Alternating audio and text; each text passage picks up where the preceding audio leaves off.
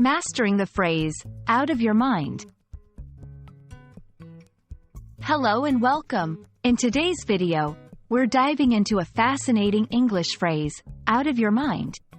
This expression can pack quite a punch in conversations, and understanding it can add a lot of depth to your English skills. We'll explore its meanings, uses, and some examples to help you get fully acquainted with it. Let's unravel the mystery of this phrase and see how you can use it to express yourself more vividly in English. Out of your mind can mean different things based on the context. Generally, it is used to indicate that someone is behaving irrationally or is not thinking clearly. It can convey that someone's thoughts or actions are so unusual or illogical that it's hard to believe they are thinking rationally. But remember, the tone and context are crucial, as this phrase can be used seriously or humorously. You can use out of your mind in various scenarios. 1. Describing unbelievable actions. When someone does something extremely risky or out of the ordinary, you might say they are out of their mind. 2. Expressing disbelief or shock. If someone shares a surprising plan or idea, responding with, "Are you out of your mind?" can highlight your astonishment.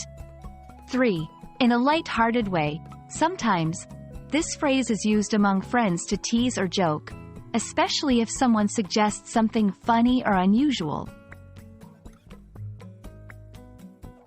Let's see how out of your mind is used in sentences. 1. Serious context. He quit his job to travel the world with no savings? Is he out of his mind? 2. Surprised reaction. You're going to jump off a plane for skydiving? Are you out of your mind? 3. Friendly banter. You ate the last cookie. Are you out of your mind? I was saving that. While out of your mind is a versatile phrase, be cautious with its usage. The tone and context can greatly affect how your message is received. It can be perceived as rude or insensitive if used in serious situations without the right tone or relationship with the person. That wraps up our journey into the phrase, out of your mind. Remember, understanding the context and tone is key to using this phrase appropriately.